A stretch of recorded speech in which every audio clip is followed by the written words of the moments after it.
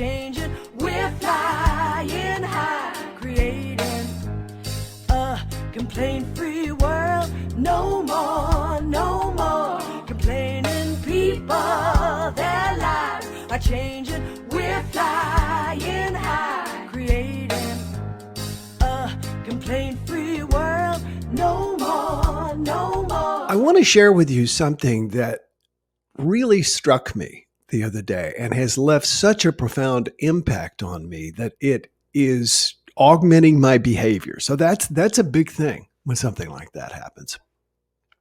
I met my daughter in Chicago for a few days when I was doing a speech, and we had a wonderful time. We stayed in Chinatown. We ate lots of great vegan food, and we decided to spend a lot of time in the art museum. So we went to the Carnegie Institute of Art, and I don't know much about art, never studied art, don't really, and as I've said before, my family eschewed anything that was cultural. It just was not our thing. And so I really don't know much about it, but what I've noticed is as I walk around a museum, and that includes the I can't think of it right now. What's the one in Kansas City? Somebody help me. The Nelson, or a museum in New York City or whatever, that there are certain artists that just sort of draw me in, and that I can stand there and look at and imagine their work. And one of them is Vincent Van Gogh. His name is actually Van Gogh. I don't know exactly when we began to pronounce it go, but I've actually seen several of his originals. I was in Pittsburgh and went to the art museum there, and I noticed that I get this feeling from his work, and I don't know anything about it. So I am about 2/3 of the I'd say more like half of the way through a biography of him, which is really quite fascinating.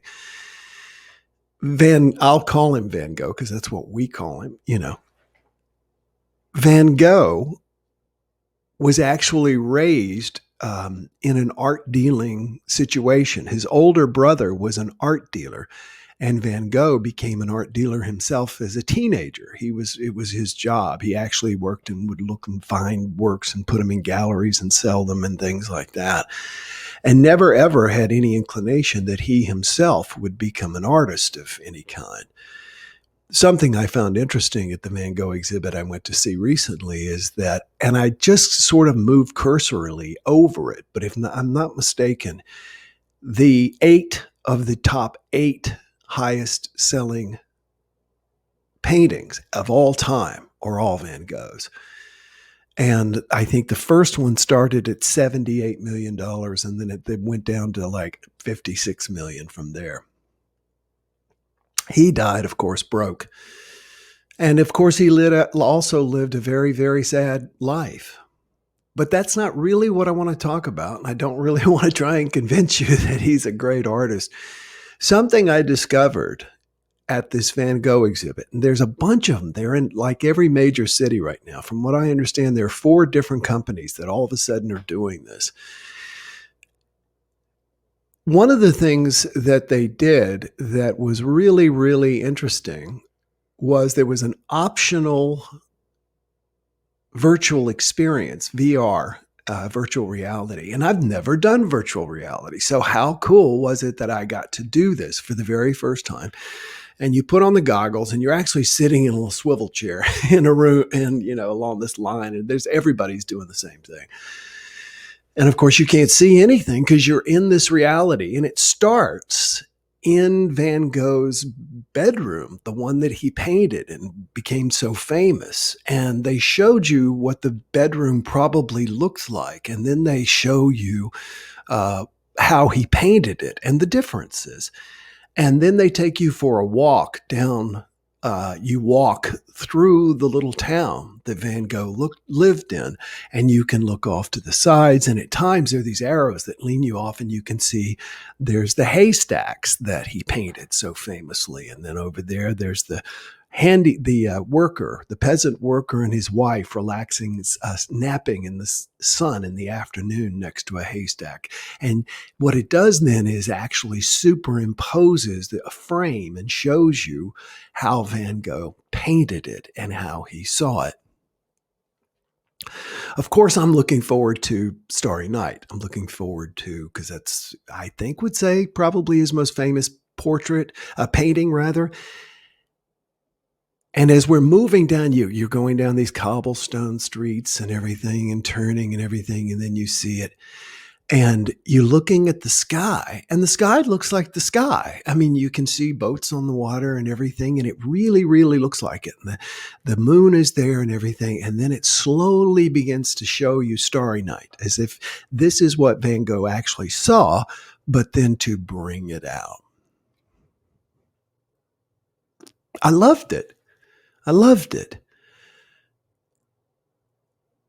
Now, the reason this is actually changing my behavior is I decided to get up the other morning and go to the Tiki Hut with Teddy and have a cup of coffee and watch the sun rising on the clouds in the west, which then reflect down into the water. And it's just really beautiful. The interesting thing was, having had this experience of seeing what the night sky probably looked like that night when Van Gogh painted it, and then seeing it his way, all of a sudden I began to see the bay as if I was looking through his eyes. And that's the punchline to all of this. One of the things that I discovered was the reason Van Gogh used such vivid lines and broad colors, and he was partially colorblind. He was partially colorblind. And they, at this exhibit that I went to see in Miami, they showed you what some of his own pictures would have looked like to him with that particular type of colorblindness. Makes you wonder, doesn't it? Without that limitation, would he have become the great master that he was? He only painted for 8 years, by the way, or drew and painted for 8 years. Died at 37, if I'm not mistaken, by his own hand. Tortured soul. But I wonder if his eyesight and the way he saw the world is what touched the world so much. Makes me think of my friend Dan Murphy, a radio announcer in Seattle, Washington, who was born with cataracts in both eyes. One was so bad they removed it. I hope I'm telling Dan's story right. I feel pretty sure I am. They removed one of his eyes, and so he wore an artificial eye, wears an artificial eye. And then the other one, he can still see like 5, 10, 15% of what, we see. And so that's about a 5% ability to see. And when he was a boy, they wanted to put him into a sheltered workshop to do piecemeal work, stuffing envelopes and things like that.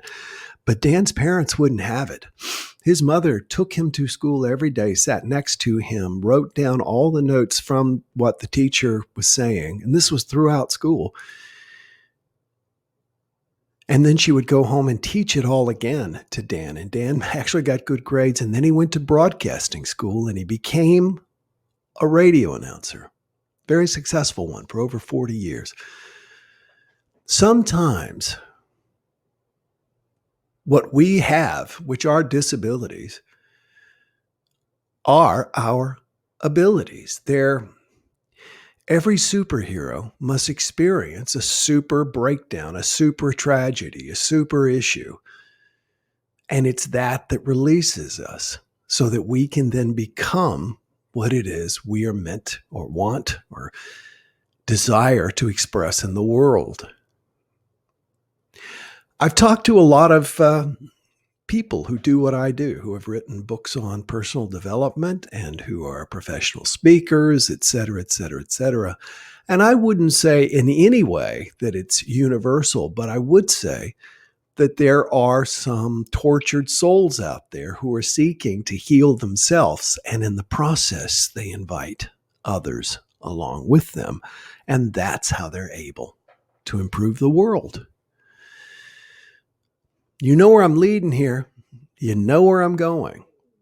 I'm not asking you to post it.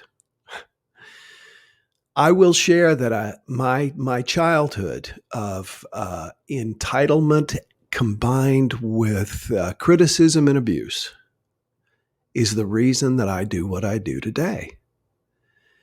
So that would be what I would call my disability. But to tell myself that I can't do and become what I want to be because of it is a lie. That's why I so cleverly call this liabilities.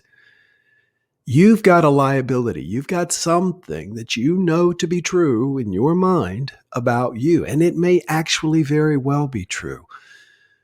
The challenge, or the opportunity, I should say, the opportunity is to become even more because of it. I remember when there was a missing paragraph. When my first book, A Complaint-Free World, went to publish, the editor came back with a note and said, right here, it's like, there's something missing. What is it? And I read and then went to the next paragraph and I was like, you know what? He's right. He's right. What is it? And I came up with the analogy of the further you pull back a slingshot, the farther it flies. And that is so true. Don't let your liability become a disability. Let it become something that you serve the world with. It's the best thing you can do. No more complaining people. Their lives are changing. We're flying high, creating a complaint-free world. No more complaining people. Their lives are changing. We're flying high, creating a complaint-free